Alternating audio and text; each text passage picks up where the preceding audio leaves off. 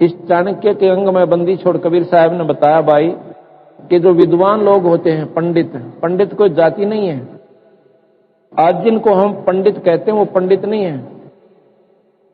पंडित वो हैं जो विद्वान होते हैं, शास्त्रों के ज्ञाता होते हैं। और पहले काशी जी के अंदर एक काशी विद्यापीठ से जो उस विद्या को पास करके और वहां से जो वहां की डिग्री प्राप्त करता था उसको पंडित जी कहा जाता था। विद्वान को पंडित कहते हैं, ज्ञानी कहते हैं। वो किसी भी जाति का हो सकता है। मेरे दादा गुरु छावले के जाट थे, वो विद्या काशी पीठ में पढ़कर और 4 विषय के आचार्य बन गए थे। आज उनको पंडित चिदानंद जी के नाम से जाना जाता है और गोपालपुर में उनका आश्रम बना हुआ है। मेरे स्वयं गुरुदेव इस नकली फीत के अनुसार ब्राह्मण थे। वो कभी पंडित नहीं कहते थे अपने आप को, क्योंकि वो कहते थे मैं संत हूं, मैं विद्वान नहीं हूं। और गुरुदेव उनके पंडित थे। वो जाट होते हुए पंडित कहलाते थे और वो ब्राह्मण होते हुए पंडित नहीं कहलाते, संत राम देवानंद जी महाराज कहलाते थे। तो हमने जो अनजान आंट ला रखी है यही कबीर साहब ने सुलझाई है भाई। अब कोई पीछे वैद लिख लेते हैं कई भाई, फलाना राम वैद, फलाना राम वैद, उनके बेटे भी वैद, उनके पोते भी वैद और सारी पीढ़ी वैद। और जाड़ के दर्द की दवाई ना जानते, वो वैद क्या के? कोई वैद नहीं है, वो सिर्फ एक नकली फीत है।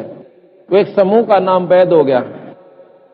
इसी प्रकार एक समूह को ब्राह्मण कह सकते हैं, वो मोहल्ला कह सकते हैं, जैसे नाम धर लें फलाना मोहल्ला, बाकी वो ब्राह्मण पंडित नहीं है। ब्राह्मण सोए जो ब्रह्म पिछाड़ है। ब्राह्मण था सुदामा,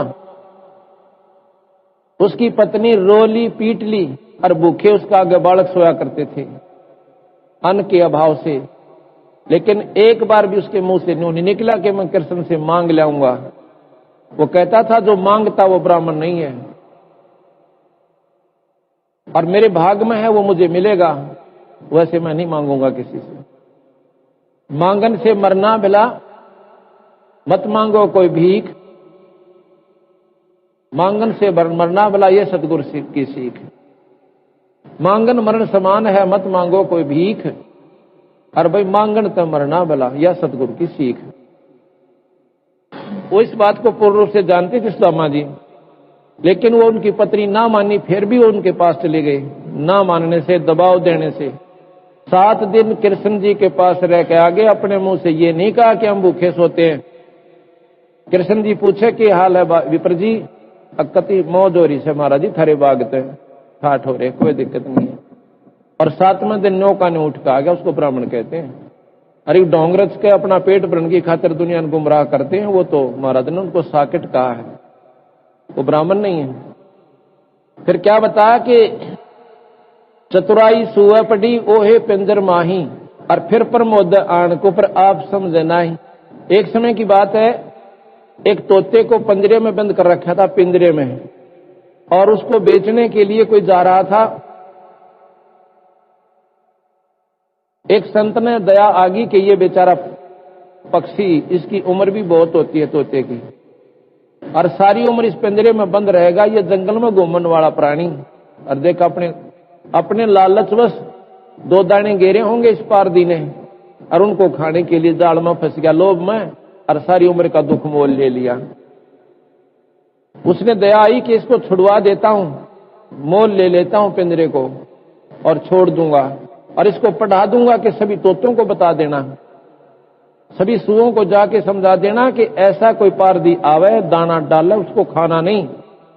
तुमने मेवा की कमी है यहां पर बाग में, लेकिन वो लालच नीच नकीब है इन फौजा माही। महाराज की यो लालच नीच है ना, बेरा कित डबो दे इस इंसान ने। करोड़पति मन माना 10 रुपया बजात दे दे, ऐसा कसूता काम है इस काल मन का। तो वो कहने लगा भाई तोता बेचने वाले कैसे देता है कि 5 रुपए में पिंजरा और तोता दोनों, अगले 5 रुपए और दे दे। लाकर उस तोते से पूछा रहा, भले पुरुष भले भगत तू क्यों कर फंसा इस कैद में? कहने लगा जी मेरी बुद्धि भ्रष्ट होगी आछी मेवा खाता था, जंगल में घूमा करता था, मनमाने फलों को चाक चाक कर खाता था।